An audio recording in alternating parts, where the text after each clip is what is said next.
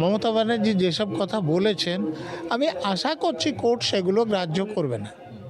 দেখুন, এটা যদি ওনারা বলেন সত্যি এফিডেভিটে, তাহলে ওখান থেকে যেগুলো বলছেন এনেছি তাতেই তার অপরাধ প্রমাণ হবে। ফাইল দেখিয়ে, হার্ড ডিস্ক দেখিয়ে, মোবাইল দেখে বলছেন যে এগুলো আমি নিয়ে এসেছি, তো উনি নিজে নিজে তো ওনার অপরাধের কথা সবাইকে দেখিয়েছেন সারা দুনিয়াকে। তো এখন তিনি যাই বলুন, আমার ধারণা তিনি অপরাধ থেকে মুক্তি পাবেন না, তদন্ত হবে এবং ওনার জেল যাত্রা হবে।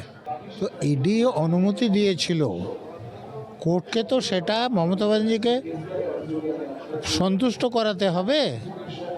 কেউ ডাকাতি করার পর যদি বলে আমি অনুমতি সাপেক্ষে এগুলো নিয়ে এসেছি, তো সেটা তো গ্রাহ্য হওয়ার কথা নয়। আমার ধারণা তিনি যা বলেছেন সেগুলো গ্রাহ্য হবে না। তো সে তো ডাকাতরাও ধরা পড়ার পর অনেক কিছু বলেন, তিনি তো একবার চেষ্টা করবেন কোনো রকমে বাঁচার। আমার মনে হয় না যে বাঁচতে পারবেন। স্বস্তির নয়, অস্বস্তির খবর, কারণ তিনি যেসব কথা বলেছেন সেগুলোর ব্যাপারে ইডি এবং কেন্দ্রীয় সরকার উত্তর দিতে পারবেন। ওনার এসব নাটক করা রাজ্যের ভোটাররা এখন বুঝে গিয়েছে। কি হবে আমার বলা উচিত না, তবে আমি টিভিতে যা খবর দেখলাম তাতে মমতা ব্যানার্জির বিরুদ্ধে যে অভিযোগ ছিল সেটা তো মমতারা যে উত্তর দিয়েছেন জানা ছিল, কিন্তু মমতা ব্যানার্জিরা কি প্লি নিচ্ছেন সেটা তো ইডির বা কেন্দ্র সরকারের জানা ছিল না। ফলে এই যে তারা যে বক্তব্য রেখেছেন তাদের উত্তরে, তার উত্তর দেওয়ার জন্যে ইডিকে বা কেন্দ্রীয় সরকারকে 7 দিনের সময় দেওয়া হয়েছে। এটা খুব স্বাভাবিক ব্যাপার। এটা হতেই পারে যে মমতা ব্যানার্জির বিরুদ্ধে এরা সুপ্রিম কোর্টে মামলা করেছে, তো এদের যা বক্তব্য সেটা মমতা ব্যানার্জিকে তো জানানো হয়েছিল, কপি দেওয়া হয়েছে তখন। তো মমতা ব্যানার্জি যে উত্তরটা দিয়েছে সেটার কপি তারা এখন পেয়েছেন, তো সে ব্যাপারে তাদের যে বক্তব্য সেটা কোর্টে সবসময় হয়, এটা কিছু অস্বাভাবিক পিছানো নয়। যেটা শোনা যাচ্ছে যে ইডির আইনজীবীরা তারা হলফনামা জমা দেওয়ার জন্য আরও 1 সপ্তাহ টাইম চেয়েছেন এবং সেই জন্য সেই আবেদনে সাড়া দিয়ে সুপ্রিম কোর্ট 10ই ফেব্রুয়ারি আবার নতুন করে ডেট দিয়েছে। এখন বিষয়টা হচ্ছে যে শেষ বেলায় গতকাল রাজ্য সরকার হলফনামা জমা দিয়েছে সুপ্রিম কোর্টের কাছে। তাহলে এই যে ব্যাপারটা করলো রাজ্য সরকারের আইনজীবীরা, এটা কি এই চালাকিটা কি ইচ্ছে করেই করলো? তো তাদের বিরুদ্ধে মামলা, তারা তো বাঁচার চেষ্টা করবে। তো আগে যদি তারা জমা দিয়ে দিত, সেইটা দেখে সেই উত্তরটা অন্য পক্ষ দিয়ে দিতে পারত। তো শেষ মুহূর্তে জমা দেওয়ার ফলে তাদের পক্ষে যে তারা কি বলছেন, যে মমতা ব্যানার্জি কী বলছেন তাদের জানা ছিল না। শেষ মুহূর্তে দিয়েছেন বলে তাদেরকে সময় দেওয়া হয়েছে 7 দিন। এখন যেটা হলফনামা, সেখানে অদ্ভুত বিষয় কিছু রয়েছে। সেখানে জানানো হয়েছে যে ইডি তদন্তে নাকি কোনো বাধা দেননি মমতা বন্দ্যোপাধ্যায়। সেখানে কয়লা তদন্তের যখন তল্লাশি চলছিল সেই সময়ে খুব অল্প সময়ের জন্য মুখ্যমন্ত্রী সেখানে উপস্থিত হয়েছিলেন। উল্টে তদন্তের নামে তৃণমূলের সমস্ত গোপন নথিপত্র, ফাইল এগুলো নাকি চুরি করবার প্ল্যানিং ছিল, ইডির লক্ষ্য ছিল সেরকমই, এরকম অভিযোগ আনছেন মুখ্যমন্ত্রী। এবং ইডির তদন্তের আইনি বৈধতা নিয়ে প্রশ্ন তোলা হচ্ছে, যে আইন ওয়ারেন্ট ছাড়া নাকি তল্লাশি চালানো হয়েছে এবং ভোটের আগে বিরোধী রাজ্যে হানা দেওয়া এবং এই বিষয়টা নাকি একটা প্যাটার্নে পরিণত হয়েছে, এমন কথা বলে ইডিকে অ্যাকিউজ করা হয়েছে। না, তো আমাদের রাজ্যের যিনি মুখ্যমন্ত্রীর পদে আছেন, যিনি পুলিশ মন্ত্রীও বটে, তিনি তো এরকম অনেক কথা বলেন। তো সে কথাগুলো যে সব সত্যি বলেন এরকম তো নয়। তো তিনি যে কথাগুলো বলেছেন তিনি বলেছেন। এখন যদি তিনি কোনো রকম বাধা দেননি, তাহলে ইডির লোকেরা কোর্টে কেন যাবে? অতএব ইডির লোকেরা তিনি যা বলেছেন সেটার উত্তর দেবেন, তারপরে কোর্ট বিচার বিবেচনা করে একটা আদেশ দেবেন, এবং যখন আদেশটা আসবে দেখবেন যে মমতা ব্যানার্জি যেসব কথা বলেছেন, আমি আশা করছি কোর্ট সেগুলো গ্রাহ্য করবে না। এবং সূত্রের যেটা খবর সেটা হচ্ছে যে এদিন যে হলফনামা রাজ্য সরকারের পক্ষ থেকে জমা দেওয়া হয়েছে সেখানে বলা হচ্ছে যে বিডির বাজেয়াপ্ত করা কোনো নথি মুখ্যমন্ত্রী আনেননি, শুধুমাত্র পার্টির কাজের সঙ্গে সংশ্লিষ্ট নথিপত্র এবং সেই রকম গোপন নথি এবং ইলেকট্রনিক গ্যাজেট ছাড়া মমতা বন্দ্যোপাধ্যায় কিছুই আনেননি এবং খুব অল্প সময় তিনি সেখানে ছিলেন। দেখুন, এটা যদি ওনারা বলেন সত্যি এফিডেভিটে, তাহলে ওখান থেকে যেগুলো বলছেন এনেছি তাতেই তার অপরাধ প্রমাণ হবে। কারণ পার্টির নথি হোক বা অন্য নথি হোক, সেটা আইপ্যাকের প্রতীক জৈনের বাড়িতে ছিল, তো সেখানে ইডি আইন অনুসারে রেড করতে পারবে না, এরকম কোনো আইন আমার তো জানা নাই, আশা করি তিনিও দেখাতে পারবেন না। ফলে কোর্টে তিনি যা বলছেন সেটা গ্রাহ্য হওয়ার কোনো সম্ভাবনা নাই। মমতা বন্দ্যোপাধ্যায় ইডির যে বাজেয়াপ্ত করা নথিপত্র নিয়ে এসেছেন সেটা পঞ্চনামাতে উল্লেখ করা হয়নি এবং তদন্তে বাধা দিয়েছেন তা হলফনামাতে অস্বীকার করা হয়েছে। জানানো হয়েছে যেখানে তল্লাশি চালানো হচ্ছিল সেখানে তিনি অল্প সময়ের জন্য ছিলেন এবং তদন্তের সময় ইডির কোনো তথ্য তিনি নিয়ে আসেননি। ও যে অল্প সময়ের জন্য তিনি গেলেন কি করতে, ওনাকে তো সাক্ষী হিসেবে কেউ ডাকেনি। তো যেখানে রেড হচ্ছে, যাদের বিরুদ্ধে রেড হচ্ছে তারা থাকবেন, যারা রেড করছেন তারা থাকবে, তৃতীয় পক্ষ থাকবেন যদি কাউকে সাক্ষী হিসেবে ডাকা হোক। তাহলে উনি যে গিয়েছেন সেইটাই তো অপরাধ। আর তারপরে উনি যে ফাইল দেখিয়ে, হার্ড ডিস্ক দেখিয়ে, মোবাইল দেখে বলছেন যে এগুলো আমি নিয়ে এসেছি, তো উনি নিজে নিজে তো ওনার অপরাধের কথা সবাইকে দেখিয়েছেন সারা দুনিয়াকে। তো এখন তিনি যাই বলুন, আমার ধারণা তিনি অপরাধ থেকে মুক্তি পাবেন না, তদন্ত হবে এবং ওনার জেল যাত্রা হবে। তৃণমূল নেত্রীর হলফনামায় আরও উল্লেখ করা হয়েছে যে তৃণমূল কংগ্রেসের গোপন রাজনৈতিক সমস্ত তথ্য এবং নথি চুরি করাই ছিল ইডির লক্ষ্য এবং ইডি অভিযানের আইনি বৈধতা নাকি ছিল না। একই সঙ্গে কয়লা চুরির টাকা যে প্রতীক জৈনের কাছে গিয়েছে সেটা প্রতিষ্ঠা করার মতো কোনো তথ্য ইডির কাছে নেই, সেটা দাখিল করতে পারেনি ইডির সার্চ ওয়ারেন্ট প্রক্রিয়া মাফিক হয়নি। ইডির কাছে যে প্রমাণ আছে সেটা ইডি কোর্টে দাখিল করবে। মমতা ব্যানার্জির কাছে দাখিল করার তো তাদের কোনো বাধ্যবাধকতা আছে বলে আমার জানা নেই। আর প্রতীক জৈনের বাড়িতে যাই থাক, সেটা ইডি রেড করে সিজ করতে পারবে না, এরকম আইন কোথাও নাই। স্যার, আমরা যেটা জানতে পেরেছি যে ইডির যখন তদন্তের সময় মুখ্যমন্ত্রী সেখানে গেছিলেন, ইডির যারা আধিকারিকরা ছিলেন তারা বারবার মুখ্যমন্ত্রীকে রিকোয়েস্ট করেছিলেন যে আপনি এখান থেকে চলে যান, মমতা বন্দ্যোপাধ্যায় কারোর কথা শোনেননি। সেখানে দাঁড়িয়ে আজকে যে হলফনামা জমা দেওয়া হয়েছে রাজ্য সরকারের পক্ষ থেকে, সেখানে বলা হচ্ছে মমতা বন্দ্যোপাধ্যায় নাকি সেখানে অনুমতি নিয়েই সমস্ত নথি নিয়ে এসেছিলেন, মানে ইডি নাকি অনুমতি দিয়েছিল তাই মমতা বন্দ্যোপাধ্যায় সেই নথি নিয়ে এসেছিলেন। তো ইডি অনুমতি দিয়েছিল, কোর্টকে তো সেটা মমতা ব্যানার্জিকে সন্তুষ্ট করাতে হবে। কেউ ডাকাতি করার পর যদি বলে আমি অনুমতি সাপেক্ষে এগুলো নিয়ে এসেছি, তো সেটা তো গ্রাহ্য হওয়ার কথা নয়। আমার ধারণা তিনি যা বলেছেন সেগুলো গ্রাহ্য হবে না। তো সে তো ডাকাতরাও ধরা পড়ার পর অনেক কিছু বলেন, তো সে কথা কোর্টের কাছে বিশ্বাসযোগ্য হবে কি না সেটা বিচারকরা ঠিক করবে। এই যে শুনানিটা পিছিয়ে গেল, এতে কৌশলগতভাবে লাভটা কে পাবে, ইডি নাকি রাজ্য সরকার? দেখুন, রাজ্য সরকারের এখানে লাভ লোকসান কিছু নেই। লাভ লোকসানের প্রশ্ন আসছে মমতা ব্যানার্জি এবং তিনি যেসব অফিসারদের সঙ্গে করে নিয়ে গিয়ে তাদেরকেও বিপদে ফেলে দিয়েছেন। দেখুন, এই মমতা ব্যানার্জি এবং যে অফিসারদের বিরুদ্ধে মামলাটা চলছে, এরা যতদিন পেছাবে এটা তো ধুকধুকানি তত বাড়বে। অতএব এতে তাদের কোনো লাভ হয়েছে বলে আমি মনে করি না। তল্লাশির পদ্ধতি ভুল ছিল, এই বক্তব্য ইডির তল্লাশিকে আরও মানে কি দুর্বল করে দেবে? দেখুন, তল্লাশির পদ্ধতিটা কি সেটা যিনি বলছেন তিনি কি জানেন? যদি জানেন, আমি যদি বলি যে এই এক্স ওয়াইকে মার্ডার করে দিয়েছে, সেটা একটা বর্ণনা। আর আমি যদি বলি যে এক্স একটা তরবারি নিয়ে এসছে, তারপর এর ঘাটটা থেকে মাথাটা বাদ দিয়ে দিয়েছে, সেটাও একটা বর্ণনা। তো আমি যদি বলি মার্ডার করে দিয়েছে, লোকটা দিব্যি জ্যান্ত আছে, তাহলে সেরকম অভিযোগের কোনো মানে হয় কি?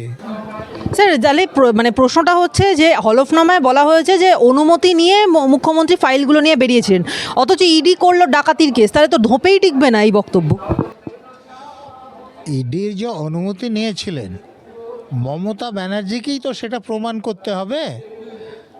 ইডির কোনো অফিসারের সেই অনুমতি দেওয়ার ক্ষমতা আছে, সেটাও তো প্রমাণ করতে হবে। তা আমার ধারণা উনি যা বলছেন সেটা কোর্টে ধোপে টিকবে না। স্যার তাহলে 10ই ফেব্রুয়ারি শুনানিতে কোন দিকটা বেশি গুরুত্বপূর্ণ হয়ে উঠবে, মানে ক্ষমতার প্রশ্ন নাকি প্রক্রিয়ার ভুল?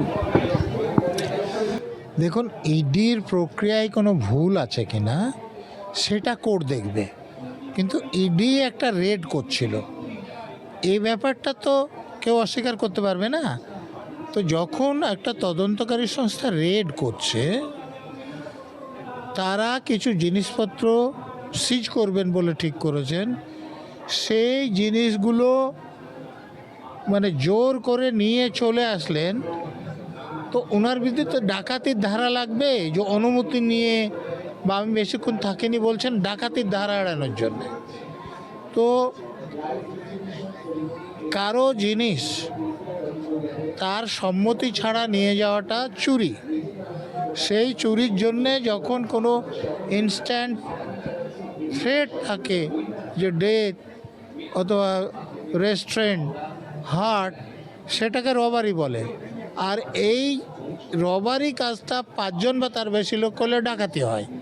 তো তার সঙ্গে যত লোক ছিল ওটা ডাকাতির ধারা লাগবে। তারপরে কাজে বাধা দেওয়ার ধারা লাগবে, সরকারি কর্মীদের কাজে বাধা দেওয়ার। তারপরে প্রমাণ লোপাটের ধারা লাগবে, এবং এগুলোতে জেল জরিমানা হওয়ার সম্ভাবনা আছে।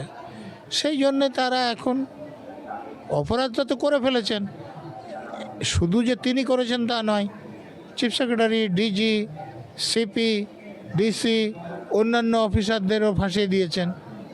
তো অতএব তিনি তো একবার চেষ্টা করবেন কোনো রকমে বাঁচার, আমার মনে হয় না যে বাঁচতে পারবেন। স্যার তাহলে আজকে এই যে ঘটনা ঘটলো, এর পরবর্তীকালে যে রায় আসবে, মানে দীর্ঘ আইনি প্রক্রিয়ার পরে যে রায় আসবে, সেটা কি ইডির তদন্ত প্রক্রিয়া এবং ইডির বিশ্বাসযোগ্যতা বা ইডির ওপরে মানুষের যে আস্থা ছিল সেই বিষয়টাকে প্রভাবিত করতে পারে? দেখুন, যে কোনো তদন্তকারী সংস্থা তাদের ভুল আছে কিনা সেটা অন্য ইস্যু, কিন্তু একটা রেড চলছে, সেখানে গিয়ে সেখানকার জিনিসপত্র নিয়ে চলে আসে, সেটা অন্য ইস্যু। অতএব এখানে মমতা ব্যানার্জি যে ডাকাতি করেছেন, মমতা ব্যানার্জি যে প্রমাণ লোপাটে করেছেন, মমতা ব্যানার্জি যে সরকারি কর্মীদের কাজে বাধা দিয়েছেন, এইটাই প্রধান বিবেচ্য হওয়া উচিত বলে আমি মনে করি, এবং আমার ধারণা সুপ্রিম কোর্টে এটা বিবেচিত হবে। রাজনৈতিকভাবে এই শুনানিটা যে পিছিয়ে যাওয়া, এটা কি আপাতত মমতা বন্দ্যোপাধ্যায়ের জন্য স্বস্তির খবর, নাকি এটা ঝড়ের আগেকার শান্তির ইঙ্গিত? একদমই স্বস্তির নয়, অস্বস্তির খবর। কারণ তিনি যেসব কথা বলেছেন সেগুলোর ব্যাপারে ইডি এবং কেন্দ্রীয় সরকার উত্তর দিতে পারবেন, এবং তাতে উনার যে ডিফেন্স নড়বড়ে হয়ে যাবে। অতএব উনার পক্ষে এটা অস্বস্তির খবর। একটু অন্য প্রশ্নে আসি, যে বঙ্গভবনে মুখ্যমন্ত্রী মমতা বন্দ্যোপাধ্যায় 2 তারিখেই পৌঁছে গিয়েছিলেন, এবং সেখানে গিয়েই তিনি পুলিশের ওপর, দিল্লি পুলিশের ওপর চড়াও হয়েছেন এবং বলছেন যে আপনারা আমাকে দেখে পালাচ্ছেন কেন। অদ্ভুত বিষয় যে মিলিটারিদেরকে দেখলেও তিনি বলেন আপনারা আমাকে দেখে পালাচ্ছেন কেন, দিল্লি পুলিশকেও বলছেন আপনারা আমাকে দেখে পালাচ্ছেন কেন, সকলেই তাকে দেখে পালিয়ে যায়। এবং তারপরে বলছে যারা মৃত্যু হয়েছে তাদের পরিবার এসেছে, আমরা কোনো বিক্ষোভ দেখাতে আসিনি, যদি আমাদেরকে অনুমতি দেওয়া হয় তাহলেই আমরা সেক্ষেত্রে মানে আমাদের অসুবিধার কথা জানাবো, কিন্তু যদি আমরা বিক্ষোভ দেখাই তাহলে আপনাদের দিমাগ খারাপ করে দেবো। দেখুন, ওনার দিমাগ এখন খারাপ হয়ে গিয়েছে, সেই জন্য তিনি এরকম ভুল কথাবার্তা বলছেন। বঙ্গভবনটা দিল্লি পুলিশের এলাকায় আছে, অতএব কখন কোথায় তাদের যেতে হবে সে পুলিশের যে কর্তৃপক্ষ তারা ঠিক করবেন, সেটা যিনি বলছেন তিনি ঠিক করবেন না। আর আমি একটা কথা বলি, কিছু লোককে তার অভিযোগ হচ্ছে যে এসআইআর জন্য এরা ক্ষতিগ্রস্ত। তাদেরকে এখান থেকে সরকারি খরচে ওখানে নিয়ে গিয়েছেন, রাখছেন লোককে দেখানোর জন্য। আমি বলছি যে এখানে শেষের শুরু বলে একটা বই দেখছেন, এখানে তালিকাটা আছে। 23 সালের পঞ্চায়েত নির্বাচনে 64 জন লোক নিহত হয়েছিল, আহতদের কথা আমি ছেড়ে দিলাম। এর 34 জন হচ্ছে তৃণমূলের। তো আজকে ওনার যে এত দরদ উথলে পড়ছে, সেদিন দরদটা কোথায় ছিল?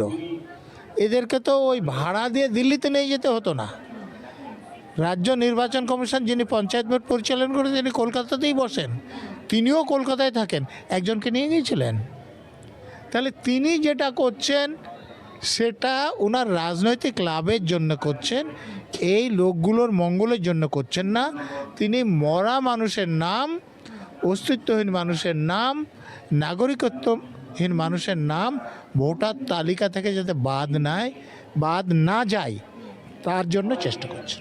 মমতা বন্দ্যোপাধ্যায় পুলিশদের দিকে তাকিয়ে সাংবাদিকদেরকে উদ্দেশ্য করে বলছেন যে আমি আমার ঘরের কাপড় পরেই চলে এসেছি, 150 জনের মৃত্যু হয়েছে, আপনাদেরকেও থ্রেট দেওয়া হয়েছে, সেখানে আমরা বিচার চাইতে এসেছি, 2-3 দিনের বেশি তো আমরা থাকবো না। এর আগেও আমি দিল্লিতে এসেছি, কিন্তু এরকম অবস্থা কোনোদিন দেখিনি, এই পুলিশরা সবাই দালাল। দেখুন, ঘরের কাপড় পরে এসেছি দেখাচ্ছেন, তার মানে অনেক আগে থেকে স্ক্রিপ্টটা লেখা হয়েছিল, কিন্তু সেটার অভিনয়টা এমন হয়েছে যে তাতে ওনার মুখ পুড়েছে, মুখ উজ্জ্বল হয়নি। নির্বাচন কমিশনার গণেশ কুমারের সঙ্গে যখন তিনি দেখা করে বেরিয়ে আসলেন, তখন তিনি তার বিক্ষোভটা দেখার মতো ছিল। তিনি বলছেন যে এমন ভাব দেখাচ্ছেন উনি যেন জমিদার আর আমরা ওনার চাকর বাকর, এবং তারপরে বলছেন তাদেরকে নাকি অসম্মান করা হয়েছে, অপমান করা হয়েছে, এবং তাই তারা বৈঠক বয়কট করে চলে এসেছেন। আদৌ কি বৈঠক বয়কট করার মতো কিছু ঘটনা ঘটেছে?